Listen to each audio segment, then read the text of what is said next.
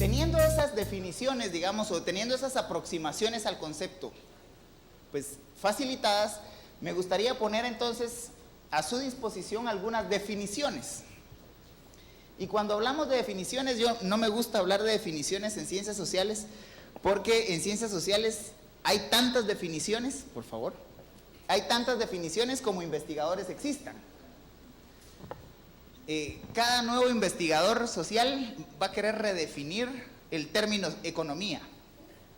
Y va y le cambia o le pone un término o le quita un punto y ya cambió el concepto.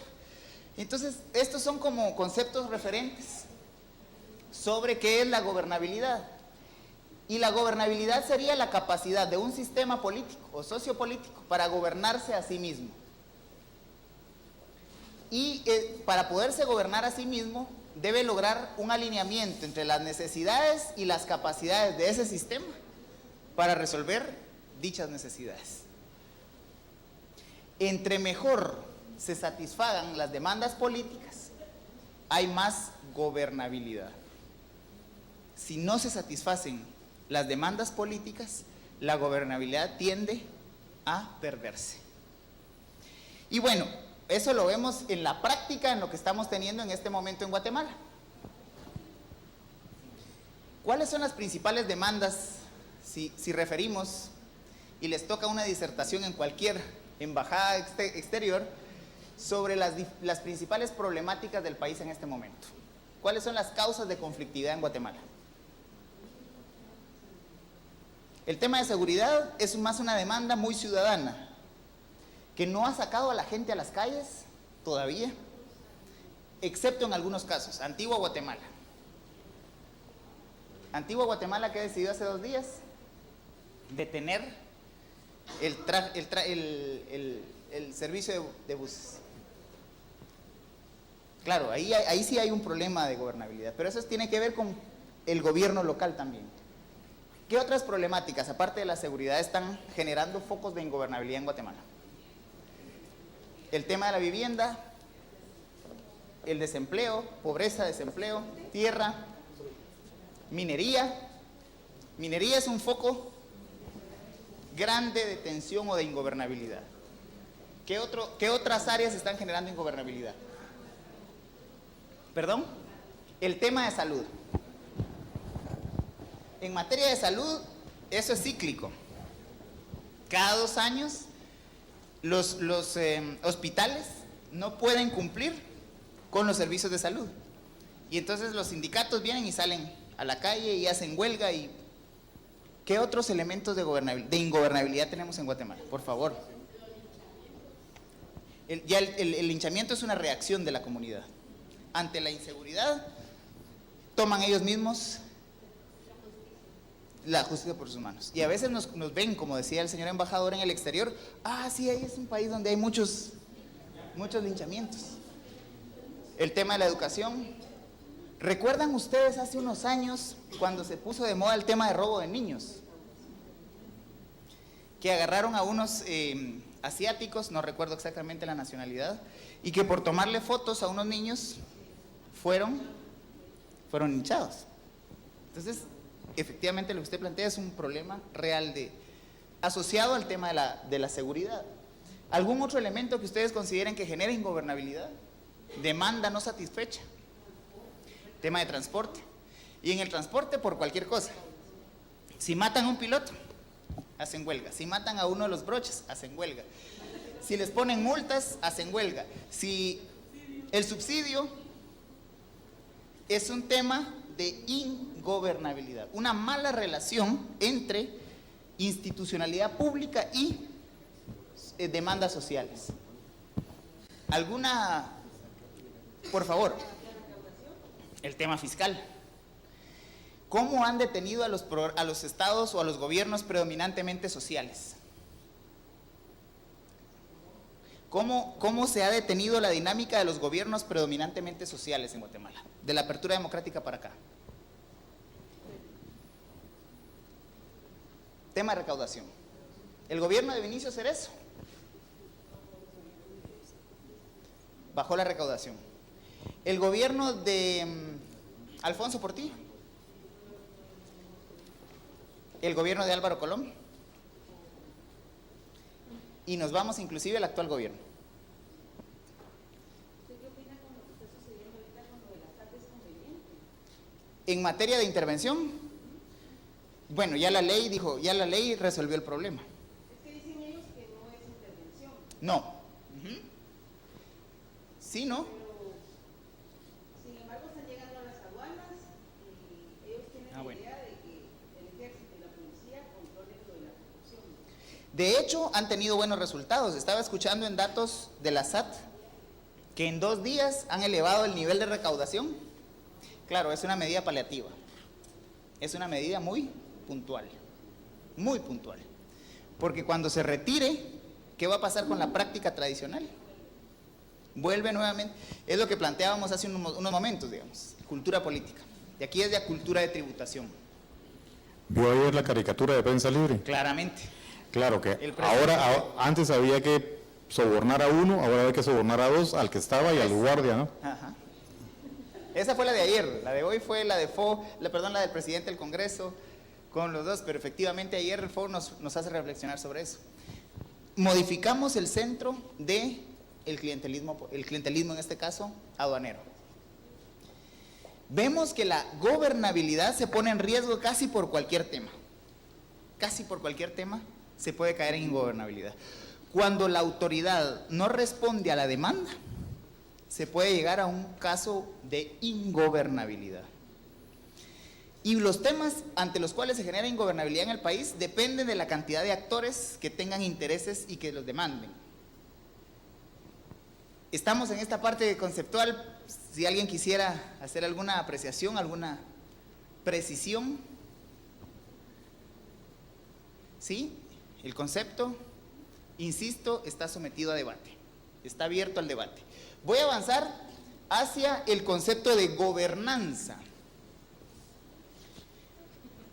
También se utilizan de manera sinónima y no son sinónimos. No son conceptos sinónimos. Gobernanza y gobernabilidad no son lo mismo, no son la misma cosa. Gobernanza, y aquí nos pasamos a otro contexto. Gobernanza tiene que ver en la interacción entre actores estratégicos. Ya cuando hablamos de gobernanza, estamos hablando de la interrelación entre actores. Y un actor, y recuerdo aquí mucho, no me van a dejar mentir, a Esther Barbé, en Teoría de las Relaciones Internacionales, cuando define quién es un actor internacional. Y si me ayudan a recordar, cuando un Estado es un actor estratégico o un actor internacional, según la definición de Barbé. No, estoy leyendo. Ya se me adelantó, yo decía, ya lo puse. Perdón.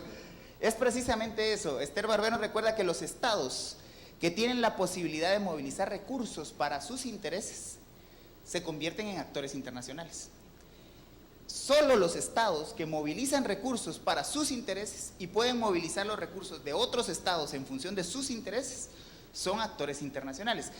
Muy en la teoría de las relaciones internacionales. Esto es muy teórico, digamos, la definición teórica. Sin embargo, cuando nos vamos a la definición de gobernanza, los actores estratégicos o relevantes son aquellos que cuentan con recursos de poder. Y con esos recursos de poder pueden influir en la toma de decisiones y en la solución o el aumento de una problemática concreta. Tienen que ver o tienen posibilidades de tener poder de veto. Este elemento es muy importante tenerlo en cuenta al momento de analizar la gobernabilidad y la gobernanza. ¿Tienen poder los pobres en Guatemala?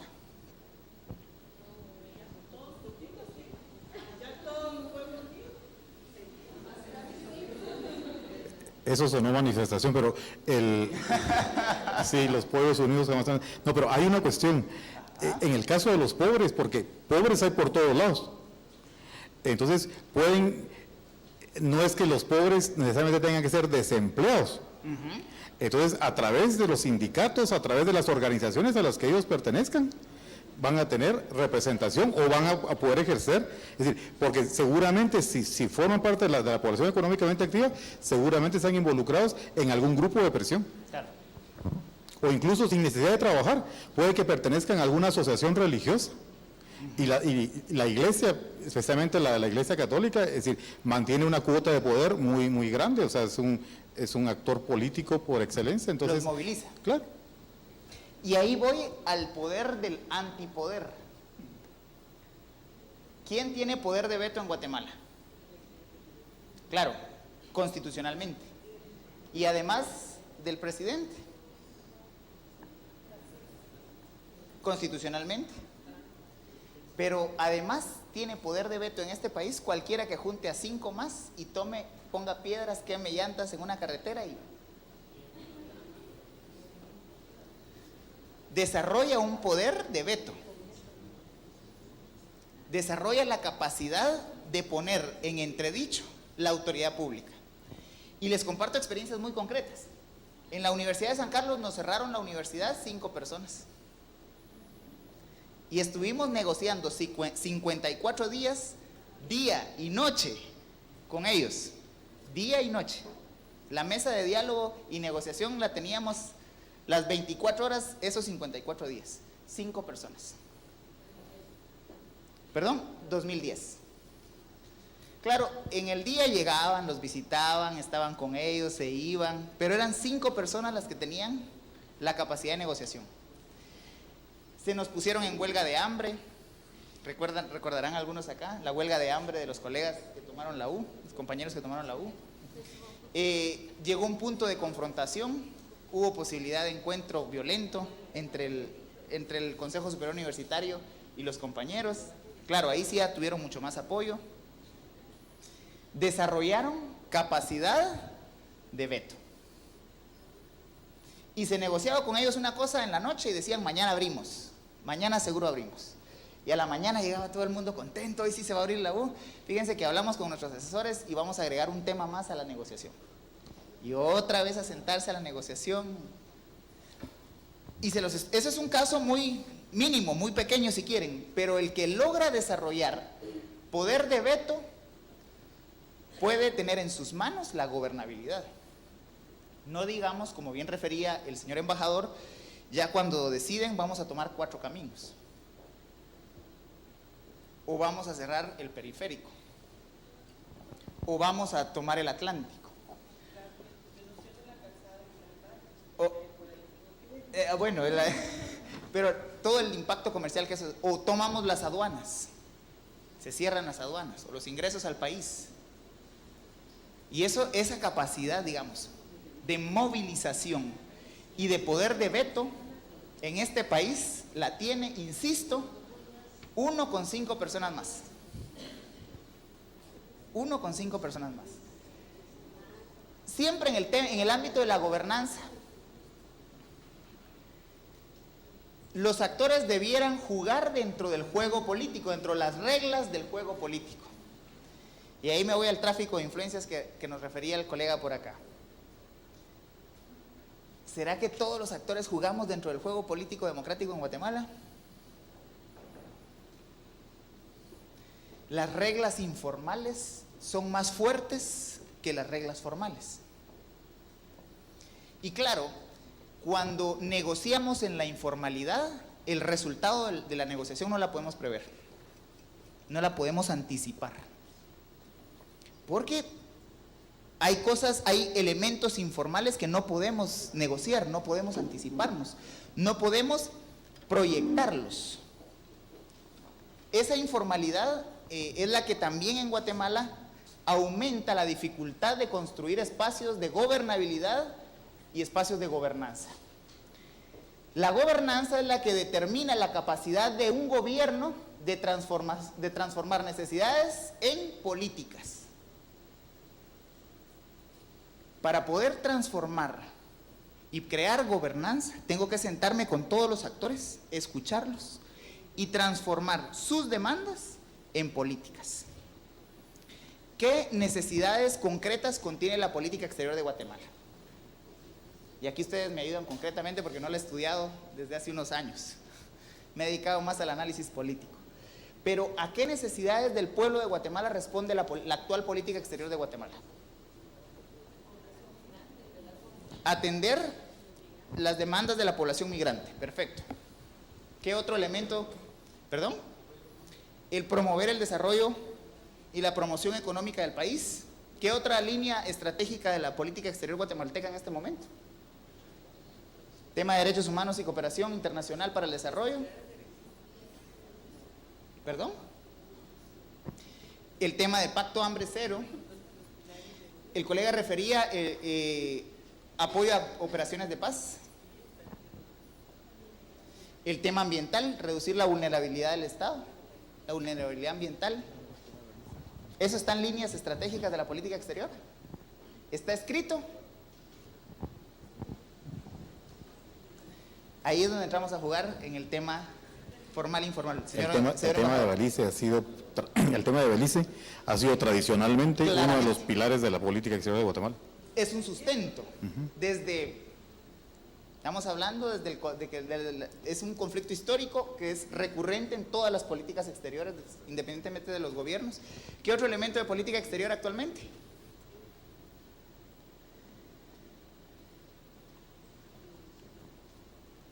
¿Algún otro elemento de política exterior?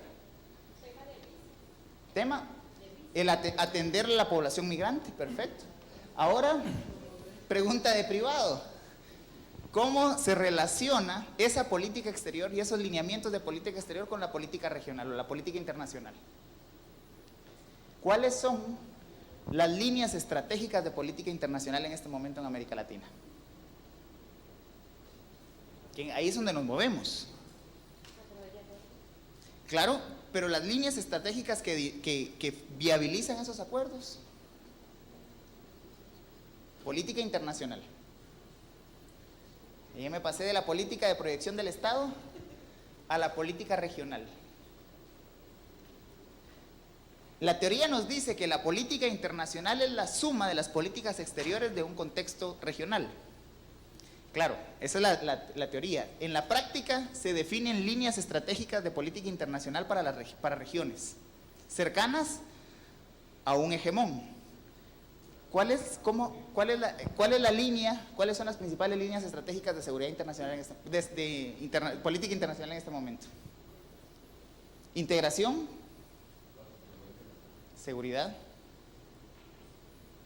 tema de seguridad, amenaza común, narcotráfico, derechos humanos. ¿Perdón? Integración regional. Trata. A través de la trata también. el tema de la lucha contra las actividades ilícitas en la región, trata, tráfico de armas, seguridad. Claro, eso lleva a una relación de reciprocidad entre estados.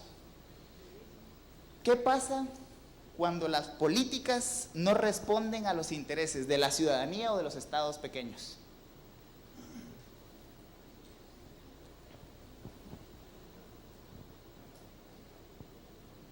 Se entra en un proceso de ingobernabilidad regional. Guatemala dice no, Guatemala dice sí, vamos a negociar los tratados de libre comercio, y Nicaragua dice no. ¿Cuál fue la estrategia de Estados Unidos para negociar con la región? Negocio 1 a 1. Empecé negociando como bloque, como región, y cuando empezaron los problemas de gobernabilidad, me voy a firmar, y se ratificaron igualmente de manera bilateral. ¿Cuál era el gran proyecto para América Latina a nivel económico? El área de libre comercio de las Américas. ¿Hubo gobernabilidad en el proceso? ¿Cómo se está negociando ¿Cómo se está negociando la política económica internacional? De manera bilateral. Enfrento problemas de gobernabilidad y de gobernanza. Brasil dijo no. ¿Para qué vamos a firmar el ALCA si nosotros tenemos el Mercosur? Somos la cuarta economía del mundo. Venezuela en el proceso dijo no. Nosotros tenemos, Nosotros tenemos la renta petrolera, creemos el área, el ALBA, el área de libre comercio bolivariano. Después, bueno, Bolivia dijo, nosotros tenemos el gas, y dijo no. Chile igualmente, miren, a mí me conviene tener relaciones con Europa y Asia. ¿Qué estamos teniendo ahí? Esto que no siempre se ajusta. ¿Cuáles son las necesidades que demandan los ciudadanos, o en este caso de política internacional, los estados? Un estado que no se alinea a la política internacional genera necesidad de entrar en diálogo. Antes se aislaba. Digamos, en época de conflicto bipolar, bueno, no quiere, bloqueo económico, que son instrumentos legales de coacción internacional.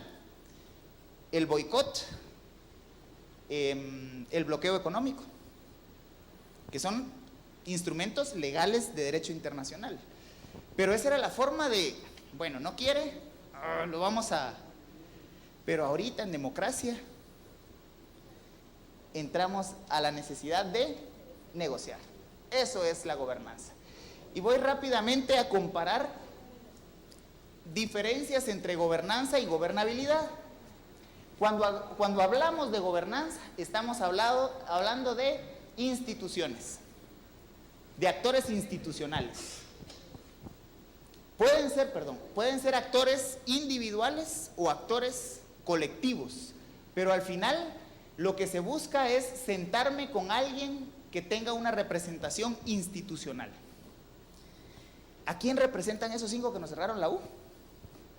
¿A los 172,000 estudiantes? ¿Ellos los eligieron? ¿A quién representan los 5 que van y queman llantas en el...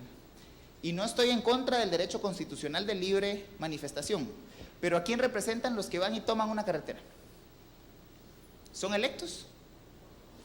Tienen, digamos, derecho constitucional de manifestar. ¿A quiénes representa, por ejemplo, en los que deciden no salir a prestar el servicio de transporte? ¿Están asociados? ¿Pertenecen a alguna asociación? En algunos casos sí, eso sería lo ideal. Pero cuando hablamos de gobernanza, lo ideal sería poder hablar entre actores institucionales. Yo creo en el derecho de libre manifestación, pero hay un problema de legitimidad en la manifestación. Pongo ejemplos de mi trabajo porque es lo que me ha tocado desarrollar en los últimos años. Vieron ustedes, por ejemplo, la caminata de la universidad, hace aproximadamente 3 meses. Casi 35,000 estudiantes, 7 kilómetros continuos de caminata, y detenida la Bolívar y la zona 1. ¿Cuál es la base de la caminata?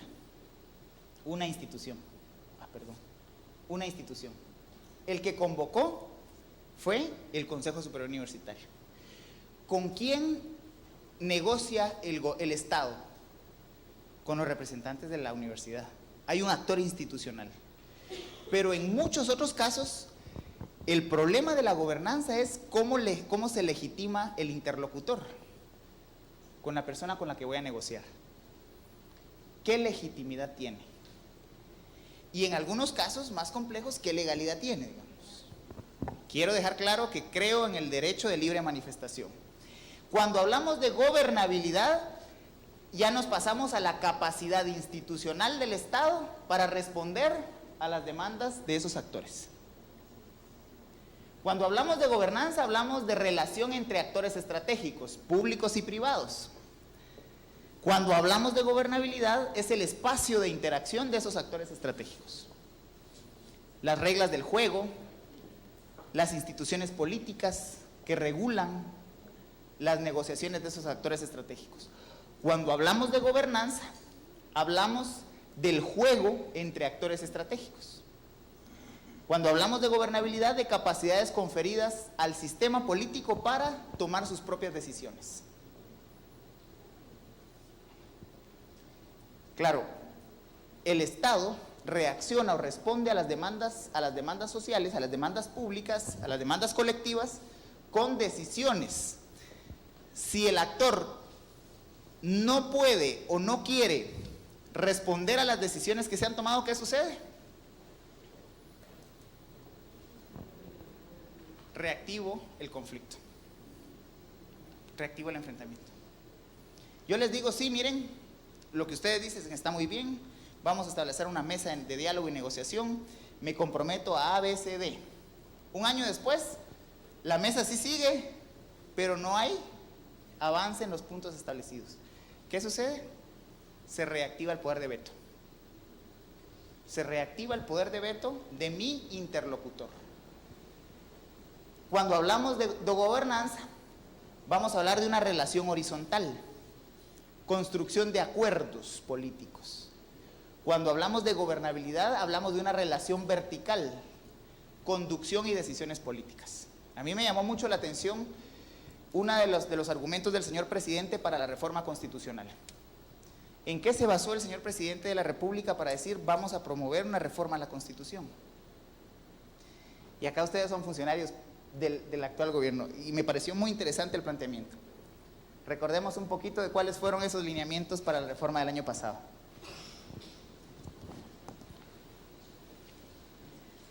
El señor presidente decía que había que reformar la Constitución porque se había roto la cadena de mando. En el Estado guatemalteco, dijo él, es necesario reformar la Constitución porque se rompió la cadena de mando.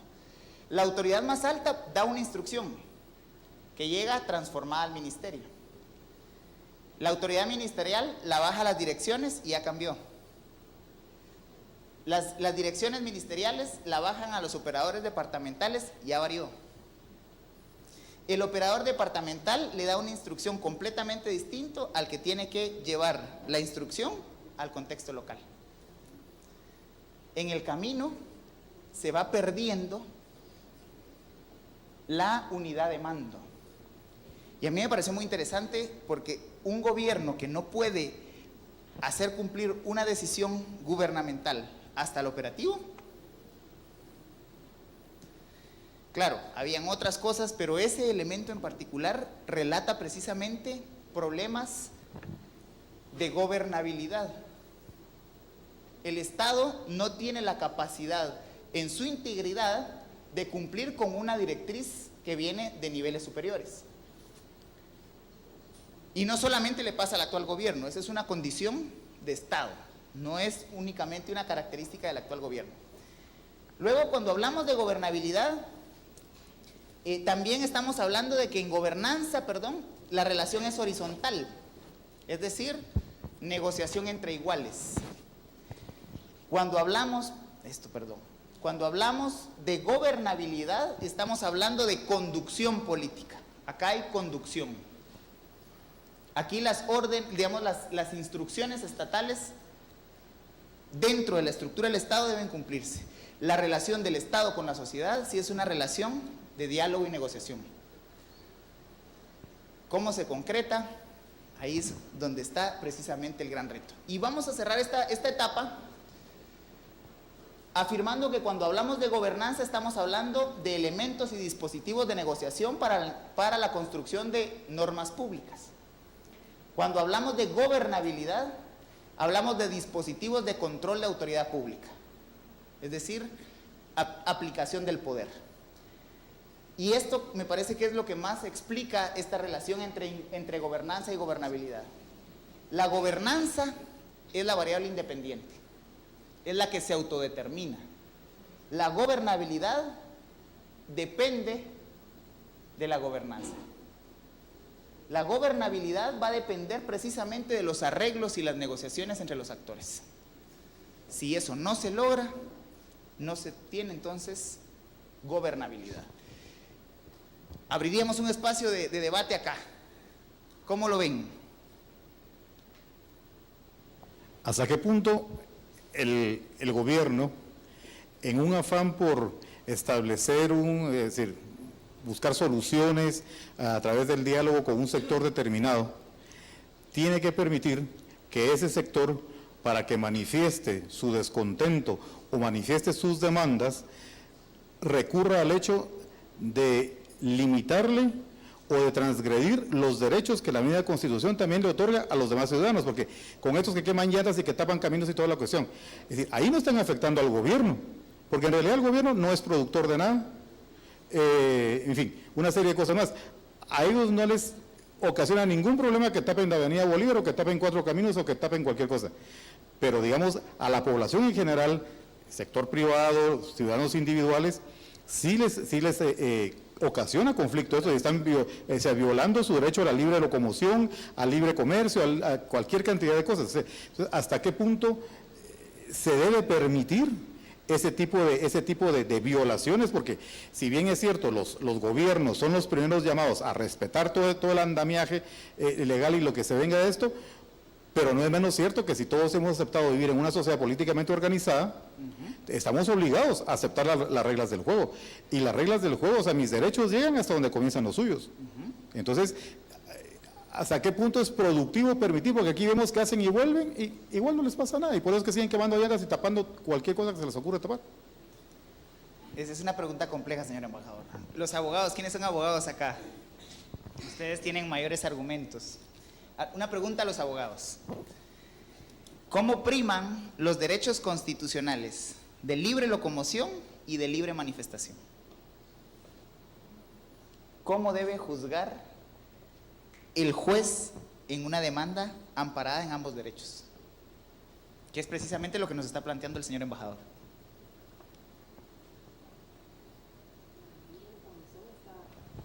Está relacionada con la Constitución. Y el derecho de libre manifestación igual. Los dos derechos constitucionales.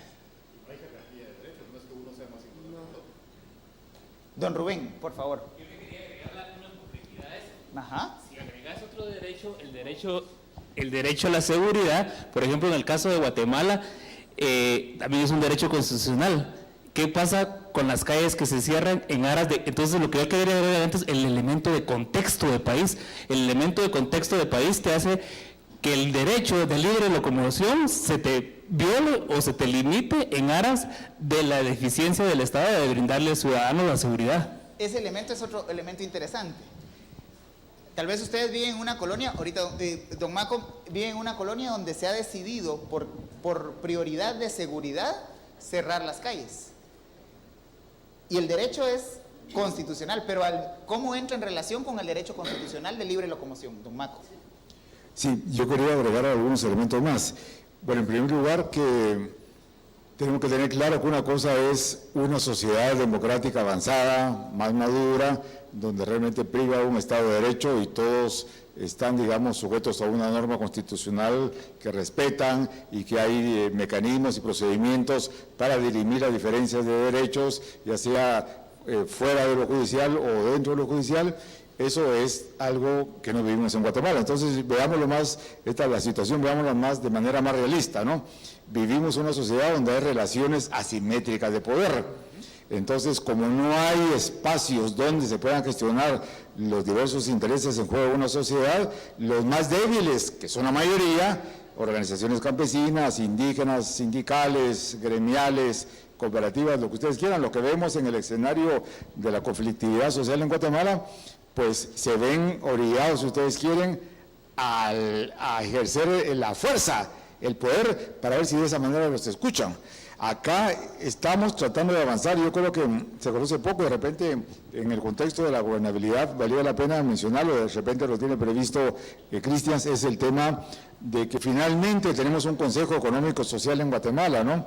Un Consejo Económico Social que no sé si todos tienen idea de qué existe, en el que están representados por un lado los empresarios, por otro lado los sindicalistas, por otro lado cooperativistas y el gobierno. En las sociedades avanzadas en Europa, por ejemplo, en Alemania, en Francia, en Italia, a pesar de Italia con todos sus problemas, hay consejos económicos sociales.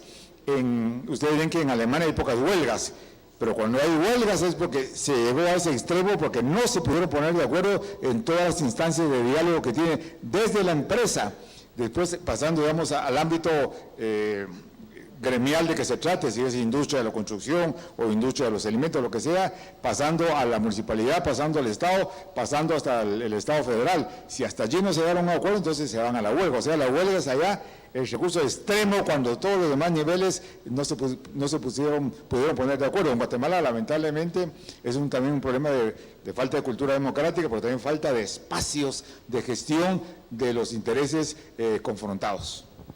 Muchas gracias, don Maco. Y entonces, perdón, ¿qué queda? Eso. ¿Qué es lo que pasa al final, como dijo el embajador Esteves, cuando nos están... Eso no está señalado. No, y entonces al final tanto derecho tienen ellos a manifestar, pero nosotros a marcar, porque también tenemos que ir a trabajar, Llegar a la hora. que es lo Muy que buen prevalece. punto. Y a eso vamos al debate ese. Precisamente don Maco nos refiere a la realidad de cómo operan los derechos constitucionales. En Guatemala hay asimetrías de poder y va a primar el que ejerce su derecho de veto. También el señor embajador nos decía algo muy importante: en derechos constitucionales no hay jerarquías. No es más alta el derecho de libre manifestación que el derecho de libre locomoción. O no es más importante el derecho de libre locomoción que el de manifestación. ¿Cómo se resuelven esos problemas? Por las asimetrías de poder que decía don Maco. El que puede ejercer su derecho de veto es el que impone su derecho constitucional.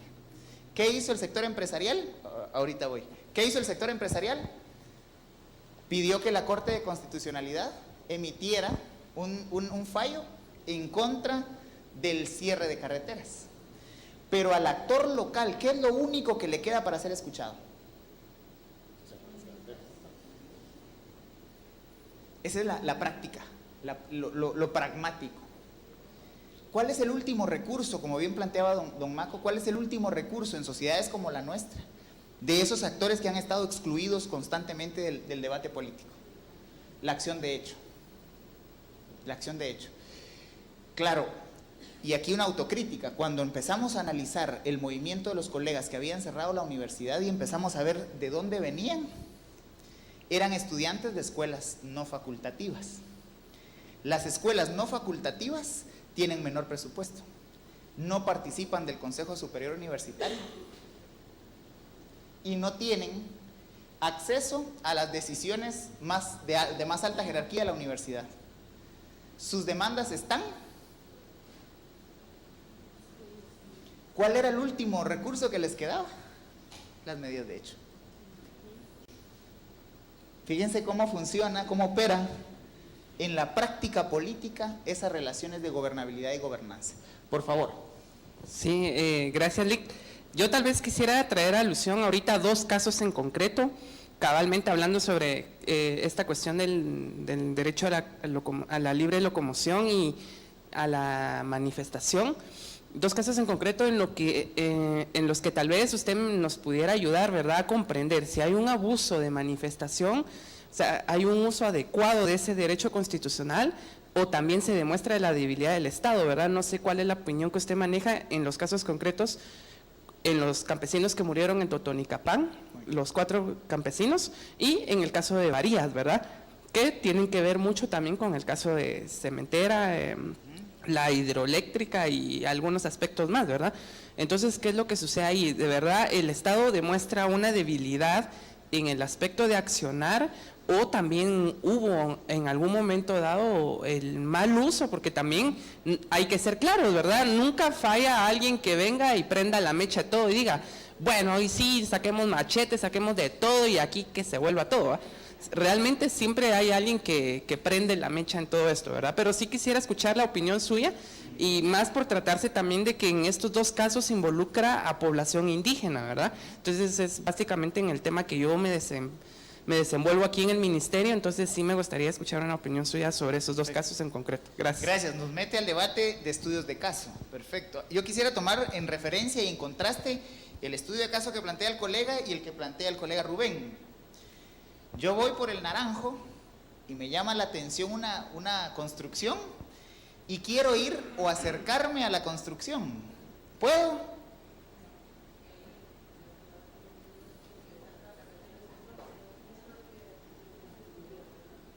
¿Y dónde quedó mi derecho de libre locomoción? No es entrar a la casa, no es entrar a la vivienda, es un poco lo que planteaba el colega Rubén, cuando decía don Rubén, hay decisiones por seguridad que automáticamente un contexto decide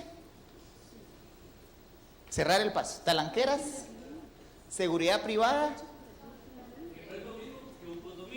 No, claro, el condominio es otra cosa, digamos, que ahí es una torre vertical. No, en este caso, tal vez puse mal el ejemplo de Condado Naranjo, no sé, Hay colonias ahí en la Roosevelt y todo eso, donde hay que ir a dar una vuelta kilométrica, cuando pudo haber sido una cuadra o 2 cuadras. ¿Por qué? Porque los vecinos sencillamente pusieron toneles y hierros ahí, talanqueras y qué sé yo. Perdón, Rubén. Bueno, el señor embajador además nos somete a un tema de práctica. O sea, ¿qué es más práctico? Yo voy y me cruzo esta calle y llego a mi destino, pero por decisión de seguridad tengo que ir por una decisión de seguridad que la Constitución garantiza. ¿Qué prima ahí? Y alguien acá puede que viva en una colonia de esa naturaleza. ¿Qué prima? ¿Su derecho de seguridad o el derecho del resto de la ciudadanía de libre locomoción? El de seguridad. Igual tenemos derecho a la libre locomoción. Ahí está, fíjense. A ver, hay una cuestión, porque cuando uno no lo ha vivido, no es lo mismo ver que uno pasa frente a una colonia, hay una talanquera, hay seguridad, seguro que uno no puede pasar ahí. Cuando a uno sí le toca vivirlo, la situación es diferente. Por ejemplo, varias de las personas, el teologado salesiano es la Facultad de Teología de la Universidad Mesoamericana, y eso está allá frente a los campos del Cejusa en la zona 11. Al lado del teologado, al lado de la iglesia, hay una colonia, no sé cómo se llama, que tiene entrada por la parte donde está la iglesia y tiene entrada por el anillo periférico. No sé cómo se llama, no es ese San Jorge está por los canales. Está tapado por ambas partes. Pero ¿qué pasa, por ejemplo? Yo tenía varios compañeros que para llegar al teologado, el autobús los dejaba ahí en el anillo periférico, justo frente a la talanquera esa. Pero para poder pasar, era todo un drama, tenían que identificarse, cuando en el mejor de los casos, los guardias que estaban ahí, los dejaban pasar. Y si no, tenían que ir a dar una vuelta, como de unas 6 o 7 cuadras, cuando aquello era una cuadra. Entonces, ¿hasta dónde realmente eso es correcto? Porque, es decir, se entiende la seguridad de aquella gente, pero también la necesidad de los otros de pasar. A lo mejor aquí lo que hay es falta de capacidad del Estado de proveer seguridad, porque si hubiera seguridad, en el pasado eso no se dio. Si esta cosa de estar tapando las entradas de las colonias, eso es de reciente situación, pues, o sea, no de ayer, pero de hace poquitos años. Pero esto hasta hace algún tiempo no existía. Uno podía transitar libremente por cualquier lugar, Oakland incluida, y una serie no digamos esas colonias están a la hora de la Roosevelt. Entonces, ¿cuál es la reacción, señor embajador y colegas, cuando usted quiere pasar y sabe que es la línea más directa y no lo dejan? ¿Cuál es la reacción? No es de frustración, o sea, sí, a lo mejor, pero... ¿Y con quién se pelea? Con el guardia que está ahí, que solo está cumpliendo órdenes. ¿Sí? Se genera un foco de tensión. Y a veces llega hasta la confrontación. ¿A cuántos no nos ha pasado? Mire, señor agente, pero si solo voy a dejar una cosa. Sí, señor, pero yo solo cumplo órdenes. ¿Qué quiere que haga? El contexto del caso, y ahí me voy al contexto de caso Totonicapán. Lo mismo, la tensión de dos derechos. Y aquí retomo el planteamiento que le hago a los colegas abogados.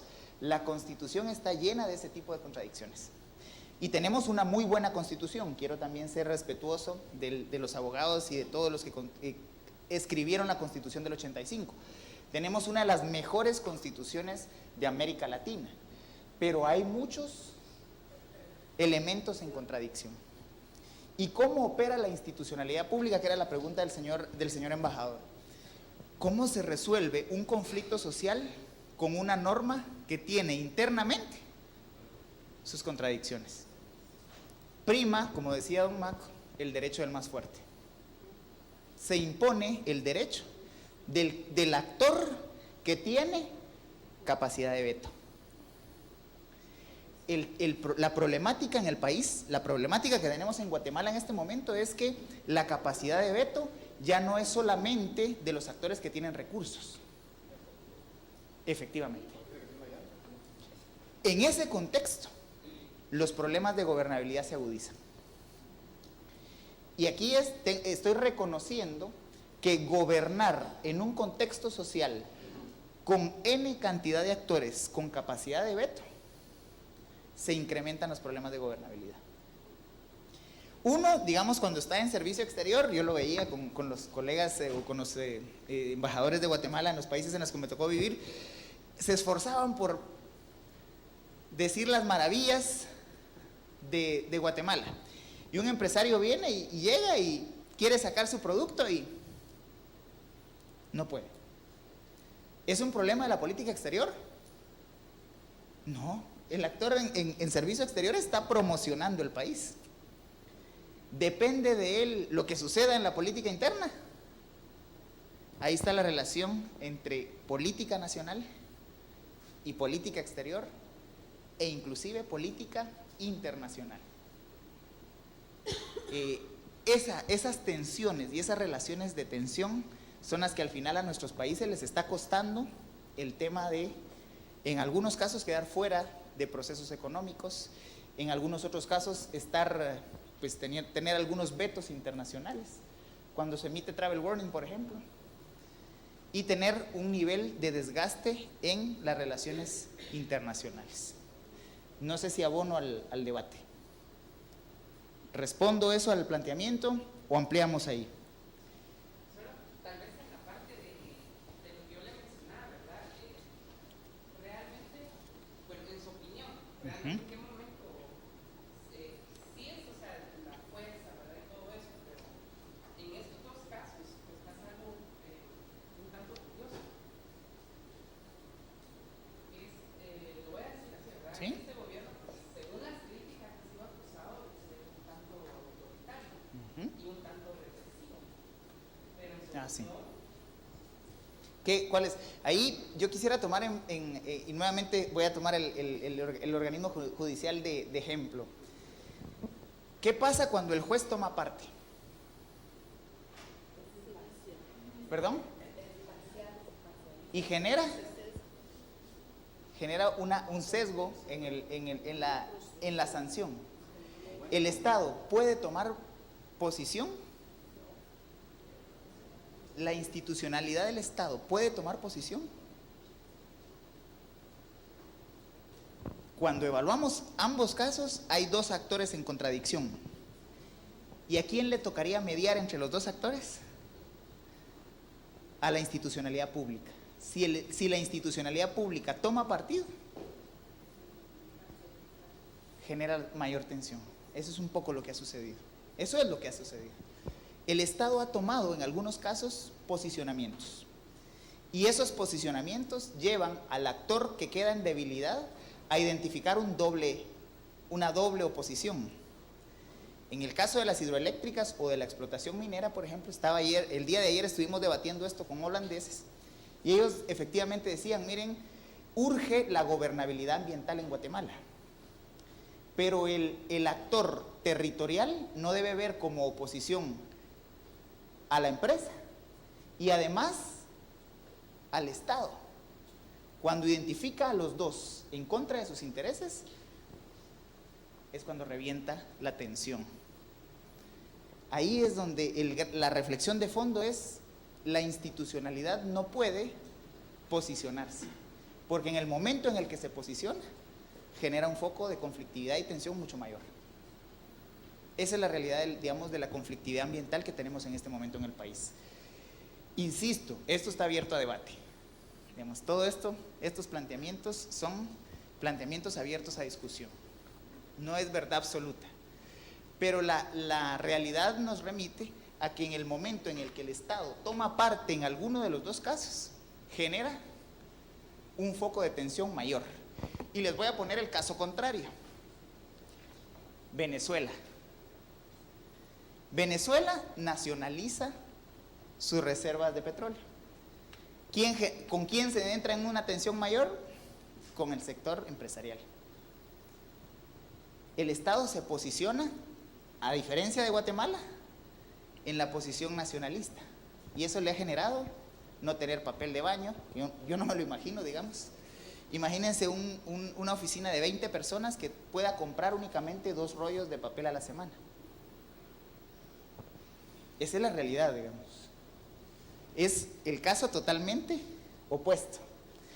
O lo que le está pasando a Bolivia, Evo Morales, digamos, que viene del sector de trabajadores mineros y el mismo sector ahora se da la vuelta. Lo que le está pasando, por ejemplo, a Dilma Rousseff. ¿Qué le pasa a ella? Viene de los movimientos de trabajadores. ¿Quién está ahora en contra? Los movimientos de organizaciones gremiales. Cuando el Estado se posiciona ante una parte de conflicto, se crea un conflicto mayor. En este caso, cuando no es una demanda directa al Estado, digamos. Cuando pensamos, por ejemplo, en el caso de salud, ahí sí es una responsabilidad de una función pública. Y ahí sí le toca, digamos, al Estado tomar, ahí sí, él es parte de las posiciones. Pero cuando no es el actor de contradicción, cuando se posiciona, genera mayor conflicto. ¿Se amplía un poco más? Perfecto. Muy bien, no sé cómo estamos con el tiempo. Tenemos 20 minutos. 20 minutos para terminar. Yo voy a cerrar reflexionando, voy a cerrar esta parte reflexionando sobre la gobernabilidad democrática. Con esto cierro, para redondear las reflexiones. ¿Podemos hablar de gobernabilidad sin democracia? ¿Puede haber gobernabilidad en un contexto autoritario? ¿No? Ajá. Cuando es un contexto totalmente autoritario. Señor embajador. Yo pienso que sí se puede dar, porque especialmente en una dictadura, porque o se alinea y se acabó. Este tipo, a ver, antes de que tuviéramos esta constitución y todo este movimiento democrático que arranca del año 85 para acá, o sea, en la época clásica de los gobiernos militares, ahí no habían tales de que voy a ir a manifestar que si me gustó la hidroeléctrica, que si no me gustó aquello, que sé yo, y voy a ir a quemar llantas a la esquina del palacio, o voy a pasar pintando los comercios de la Sexta Avenida, destruyendo la propiedad privada. Porque ¿qué culpa tiene esa gente de que yo tenga un problema con una empresa española, por ejemplo, que quiere montar una hidroeléctrica en mi pueblo? Si no, la gente que tiene sus negocios en la Sexta Avenida no tiene nada que ver. Entonces, pero en la época de los militares no podíamos decir ni esta boca es mía, así de fácil. Ahora uno con facilidad se para en la plaza central a mentar a la madre a quien sea. Es decir, ha sucedido, o sea, no, esto suena risible, pero ha sucedido. Una experiencia, la más trágica que yo tuve como director general de protocolo, estábamos en la celebración del 20 de octubre, ahí frente al Palacio Nacional. Álvaro Coloma era el presidente, yo era el jefe del protocolo. Estábamos condecorando a sobrevivientes de la Revolución del 44, y estos no se percataron, los de las SAS, que ahí enfrente, en las narices, abajito de la tarima presidencial, fueron a instalar, para comenzar, unas grandes bocinas que parecían roperos del tamaño que tenían, y solo comenzó a sonar el requiche, que era la musiquita con la que entraba Álvaro Colón. Y miren, a mí me dio vergüenza, porque el cuerpo diplomático en pleno estaba sentado ahí. Al presidente lo trataron, le recordaron a su señora madre de ahí para arriba. Le dijeron cualquier cantidad de cosas asquerosas. Al embajador de los Estados Unidos lo insultaron a gritos, mentándole la madre, diciéndole groserías.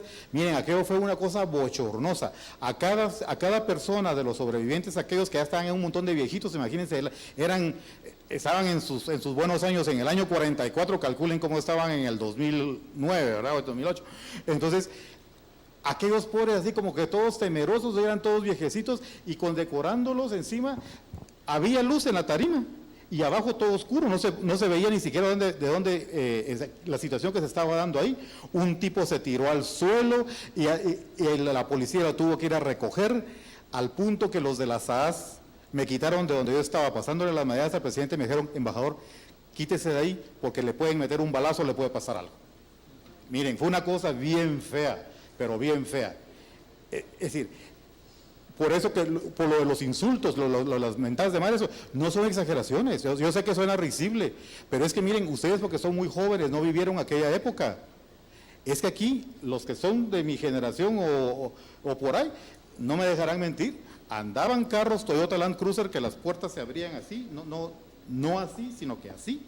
Andaban unos tipos que supuestamente eran de aparatos de seguridad del Estado, pero con unas caras de criminales que no se aguantaban, con ametralladoras apuntándole a la cara al que venía en los carros de atrás. Así de sencillo. Yo estudiaba ciencias políticas en la Landívar, pero antes había estudiado ingeniería, cargaba mi carnet de la Facultad de Ingeniería, porque cuando a uno le pedían papeles, digamos, estudiar ciencias políticas con los jesuitas que estaban siendo acusados de comunistas, era ponerse uno que se dio la soga al cuello. Es decir, esa era la Guatemala en la que vivíamos. Ahora ustedes ya nacieron en una sociedad diferente, en la que malo que bueno, aunque sea quemando llantas o con lo que sea, pero pueden ir a manifestar y a gritos a demandar sus derechos. Pero antes nada que ver, sale por eso. Por supuesto que en un estado totalitario como era eso, la gobernabilidad se da. Se cumple. Se cumple. Por eso es importante reflexionar sobre el concepto de gobernabilidad democrática, porque la gobernabilidad se puede dar en un contexto autoritario. Claro. Y de hecho funciona mejor la gobernabilidad bajo el autoritarismo. Se garantiza claro, más. En contextos democráticos como el nuestro es intolerable la gobernabilidad autoritaria. No funciona. Perderíamos, retrocederíamos 28 años con todo lo que hemos ganado con la transición a la democracia. Es decir, por eso reflexionar en esta última parte sobre algunos elementos de la gobernabilidad democrática es fundamental, porque se puede también caer en la tentación de imponer una gobernabilidad por la imposición de poder, una gobernabilidad autoritaria.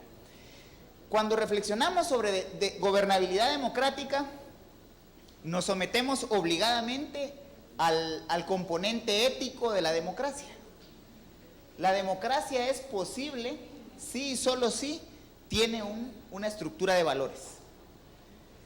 No me voy a meter a esta parte del debate más teórico conceptual. De todas formas van a tener ustedes la presentación para reflexionarla. Pero quisiera hacer algunas precisiones sobre cuáles son los incentivos que movilizan la democracia o que pueden movilizar las expresiones democráticas o en democracia. Obviamente, cuando se incentiva de manera populista, digamos,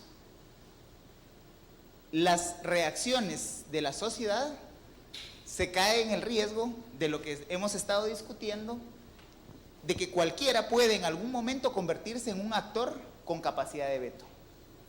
Cuando el Estado usa los recursos con que cuenta también para movilizar, se genera ingobernabilidad. El tema del subsidio al transporte urbano es el ejemplo que quiero utilizar. ¿Por qué han entrado en tal conflicto los de una asociación con los de otra? Porque no todos tienen acceso al subsidio estatal. Entonces, los que no tienen acceso al subsidio estatal están demandando, ¿y por qué nosotros no nos dan? Y empiezan a generar una serie de focos de ingobernabilidad. Cuando económicamente se toman decisiones unilaterales, también se generan focos de tensión y conflicto. Y ahora estamos viendo que el manejo clientelar de los recursos del Estado también genera conflicto. En democracia, estamos en el juego democrático y todo esto nos está generando tensión.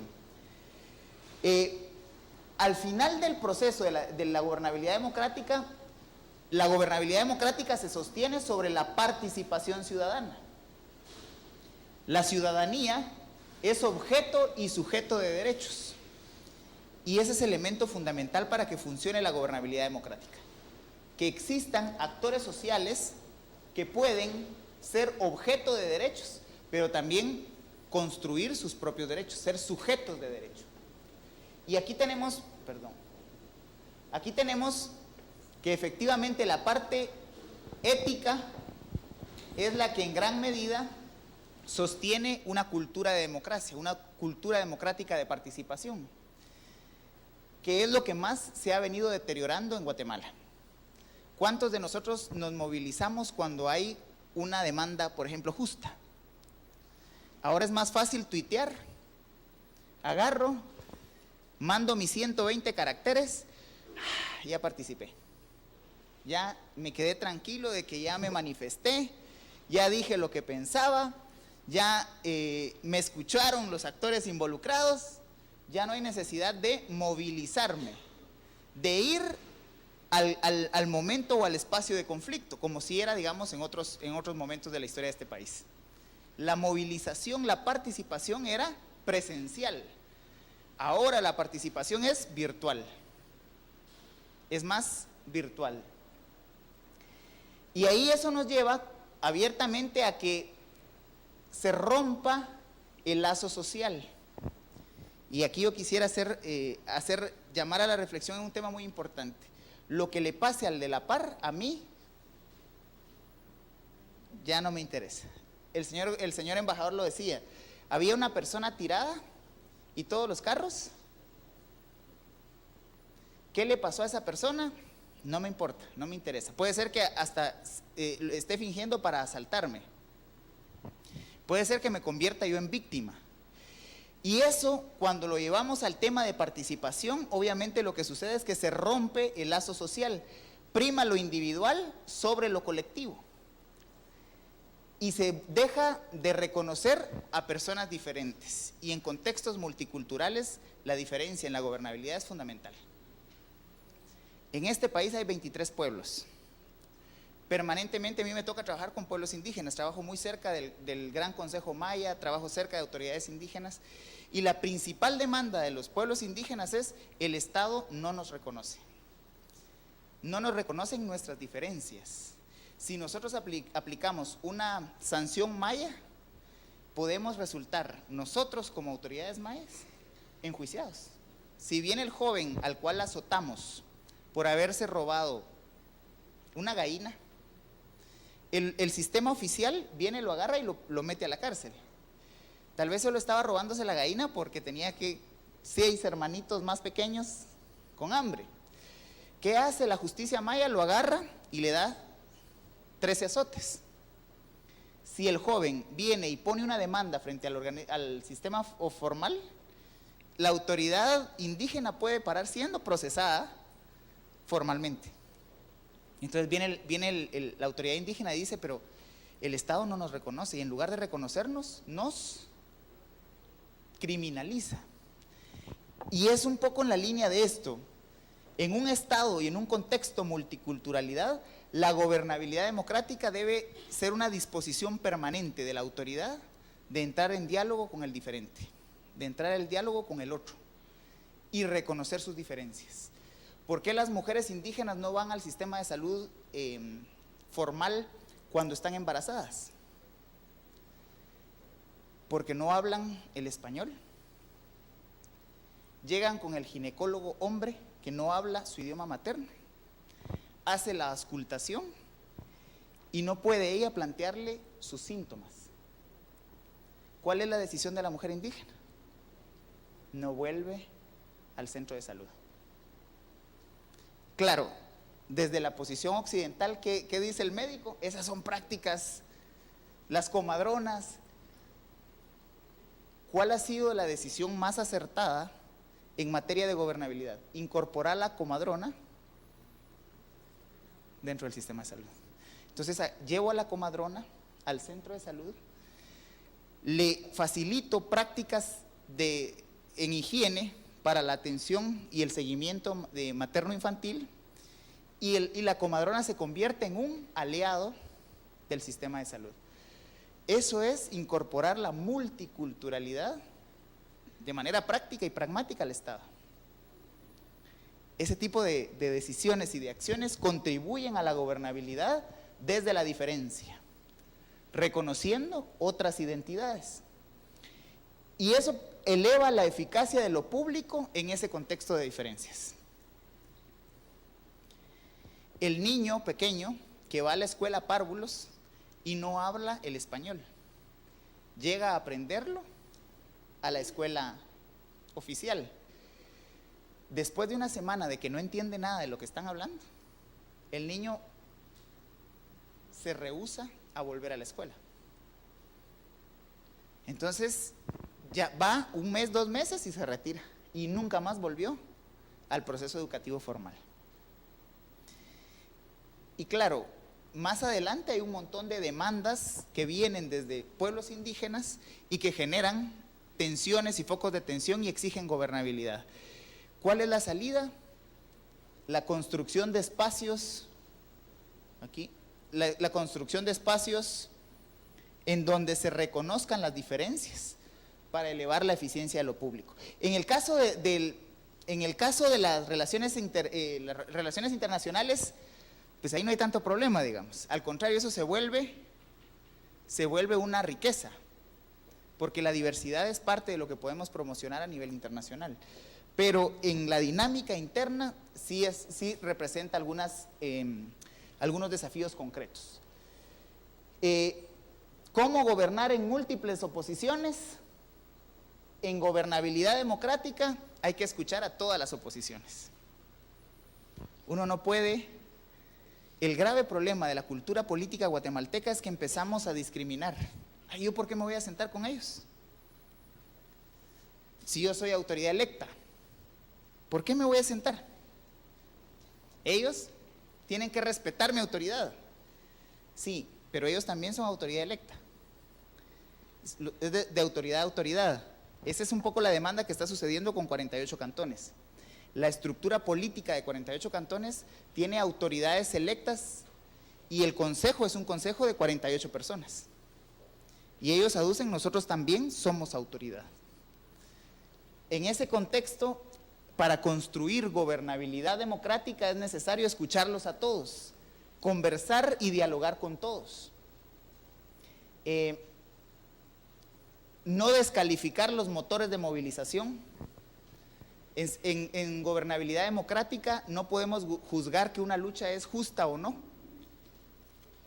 Es una lucha. Hay una reivindicación de por medio.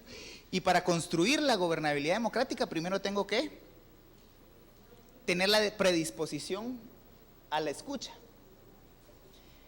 La conducta de los jugadores en la democracia debe ser apegada al derecho, apegada a las reglas del juego. El problema es que no siempre negociamos con las reglas del juego. Lo que está sucediendo en el Congreso, la dinámica en el Congreso no se está decidiendo en el debate legislativo, sino afuera del Congreso y con recursos millonarios, digamos, que eso ha trascendido. Cuando logramos sumar el diseño institucional más el ejercicio de la ciudadanía, logramos tener gobernabilidad democrática. Buenas instituciones dispuestas al diálogo logran seguridad democrática. Con esto cerraría esta etapa de reflexión y abriría un momento de cierre, 5 minutos de cierre para alguna intervención. Don Maco.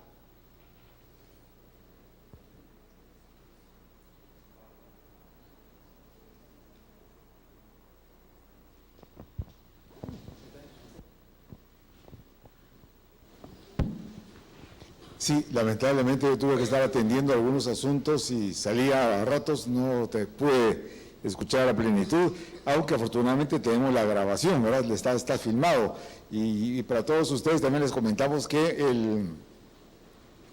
van a tener acceso a las conferencias íntegras colocadas en este sitio que ya tienen ustedes acá anunciado en la pizarra, www.funce.org, y allí vamos a colocar tanto íntegras las conferencias como editadas. Vamos a hacer ediciones de ellas para, digamos, resaltar lo más importante de cada una y empaquetarlas ya con sus títulos, subtítulos, etcétera, ¿no? Pero decía esto porque ahora escuchaba que estabas hablando de la gobernabilidad como una, digamos, un atributo sobre todo de la autoridad, pero me parece que también tenemos que recordar que la gobernabilidad también es una disposición de los actores sociales, ¿no? De aceptar que hay espacios donde ellos pueden acudir, mesas, foros, en fin, niveles en los que uno puede ir a buscar acuerdos con otras partes. O sea, también tiene que, no solo es el Estado, no solo la autoridad pública, sino que también el propio actor social que madura y que entiende que él también, digamos, está formando parte de la misma nave y que por lo tanto tiene que saber cómo exponer su problemática y saber cómo negociar y reconociendo también las diferencias con nosotros, ¿no? Muchas gracias, don Marco. Efectivamente, ese es el concepto de gobernabilidad democrática, como bien refiere don Marco Antonio. La gobernabilidad democrática es un atributo de la sociedad, no del gobierno, según el cual se garantiza la regularidad de los comportamientos de acuerdo a valores democráticos y se desarrollan capacidades para eso. La gobernabilidad democrática no es responsabilidad del gobierno o una cualidad del gobierno, sino de la sociedad en su conjunto. Muchas gracias, don Marco. No sé si habrá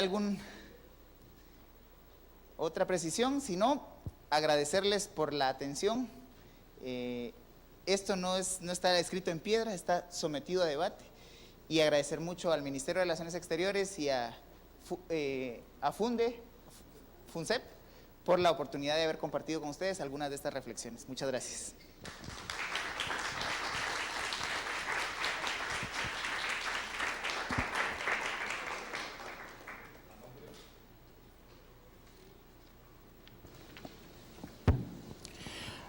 A nombre del proyecto ADA Integración y del Ministerio de Relaciones Exteriores, yo quisiera agradecerle muy especialmente esta valiosa contribución que usted ha dado esta tarde.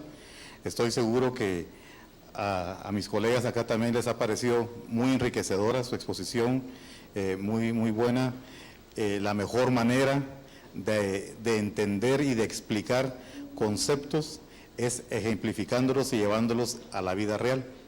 Y creo que este tipo de cosas se prestan muy bien para ser ejemplificadas con nuestra penosa situación. En muchos casos, en otras cosas hemos mejorado, pero de todas maneras, muchísimas gracias, licenciado, por su participación. Estoy seguro que es la opinión acá, que ha sido una participación muy buena, una colaboración muy buena. Y ahora le voy a pedir que no se retire, y te quisiera invitar a ti también, Marco, y al embajador Asmitia, que me acompañen acá. Antes que nada, todo el material de la capacitación, de los 3 días, se les va a entregar en un momento en un CD. Es decir, para que lo adicionen a lo que tienen en los cartapacios, ¿verdad? Entonces, ustedes saben que el embajador Mario René Asmitia es el administrador del proyecto ADA Integración. Yo no soy el administrador, yo solo soy el enlace del ministerio con un humilde servidor del proyecto y del ministerio, pero aquí el caballero es el capo del proyecto. Y entonces les voy a pedir que me acompañen para que le entreguemos los diplomas de participación a las personas que estuvieron con nosotros, a los funcionarios que estuvieron con nosotros a lo largo de estos 3 días. Rosemary Juárez. Y así se los voy pasando y unos van.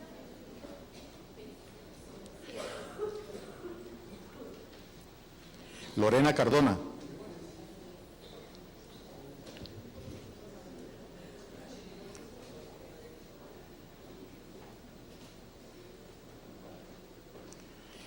Clara Luz Arriaza.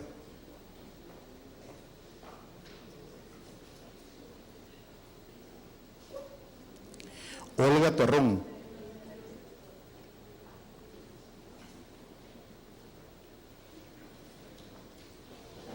María Eugenia Leiva.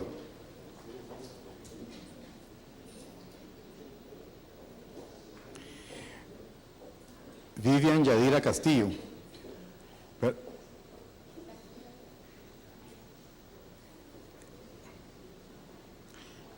Ahí se lo cambiamos, Vivi.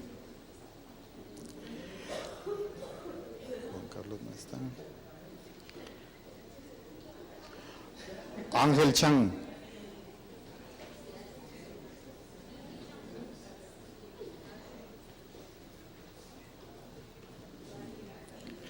Elvira Eugenia Santizo. Silvia Cruz de Polanco.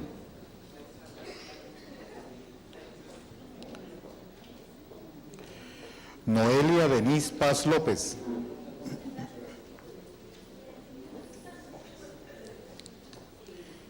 Yulisa Marroquín Contreras.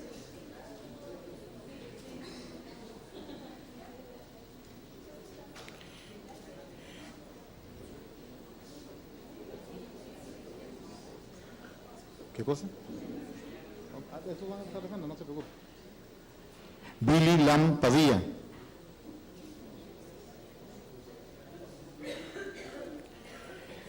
Miriam Janet Aguilar, de Lemus.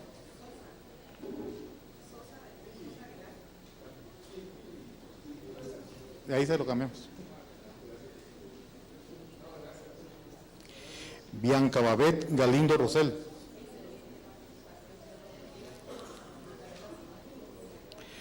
Jay Fernando Morales.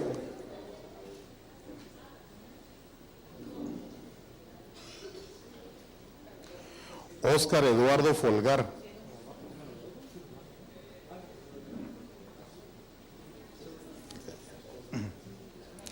Lidia Eugenia Mérida Zamora.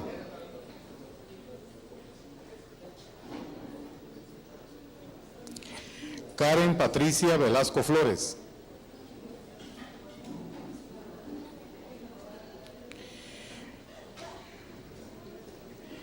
Gisela del Carmen Vargas Juárez.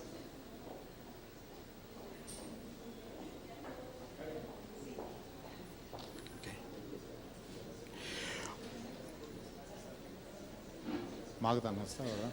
No. Andrea Azucena Durini Golón.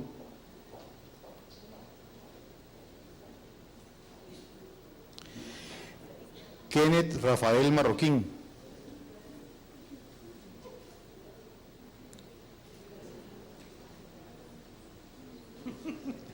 Sandra Matilde Salguero.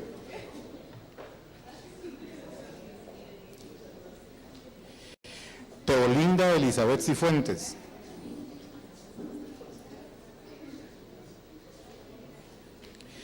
Cástulo Haroldo Amézquita.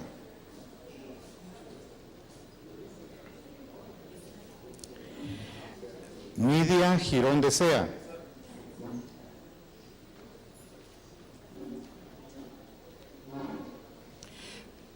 Carla Méndez.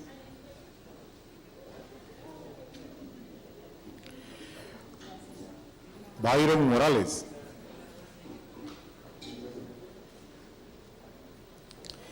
Gladys de Paz.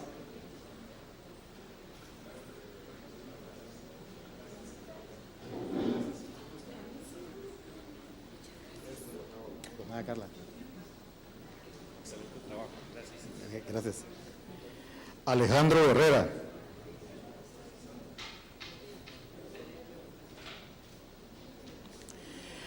Ana Lucía Mesa.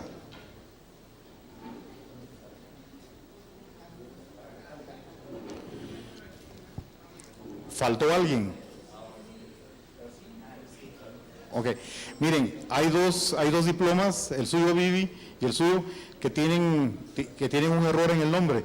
Entonces, pasan con nosotros al proyecto, ahí se los cambiamos. No hay ningún problema. Disculpen realmente por eso. Les pasaron, Jennifer Dubón les pasó una también. No, pero sí. Sí, Jennifer les entregó una encuesta. Entonces, cuando vayan saliendo se la pasan dejando a ella, por favor. Entonces, miren, la verdad es que nuevamente, como lo hice en la ocasión, en la semana pasada, Maco, mil gracias realmente por la colaboración que hemos recibido de ustedes en este ciclo de capacitaciones de esta semana. La verdad es que creo que vamos mejorando, vamos bien. Y a todos ustedes, muchas gracias por su participación. Esperamos, a nombre del proyecto y del ministerio, que realmente les haya sido de utilidad todo lo que los expositores vinieron a compartir con nosotros a lo largo de estos 3 días. Esperamos que los menús de los coffee breaks y de los almuerzos hayan sido de su complacencia. Por lo menos fueron gratis. Van a extrañarlos. Y así es que, jóvenes, damas y caballeros, no me resta más. Vos solo. ¿Sí?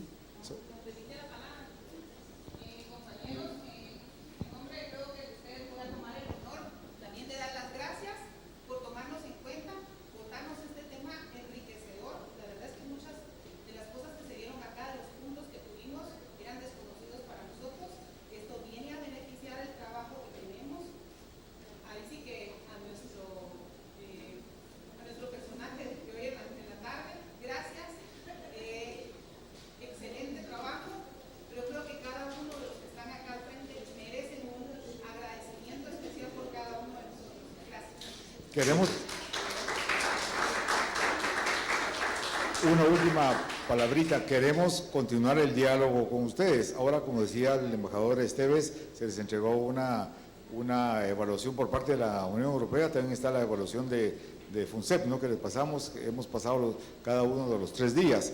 Pero por favor, si ustedes quieren seguir comentando algo, tienen dudas, inquietudes, diríjanse aquí al sitio www.funcepgt.org. Allí va a haber un espacio para poder interactuar. Vamos a colocar documentos e informaciones que tienen que ver con los temas que tratamos en esta semana. Pero insisto, queremos mantener un canal de diálogo abierto con ustedes porque estamos para servirlos. Así que con toda confianza, comuníquense con nosotros. Hay también un Twitter, @FUNCEPGT, y un Facebook que vamos a... Daniel, no sé si ya está el Face, ya está abierta la fanpage en facebook.com/FUNCEP. Así que por favor, siéntanse con la confianza de mantener la comunicación, el diálogo y cualquier inquietud, estamos a la orden. Nuevamente gracias por su participación. Les deseo un feliz Día de los Santos, que disfruten su fiambre, a los que les gusta y a los que no también. Y bueno, nos vemos en la próxima. Le van bien impresionados.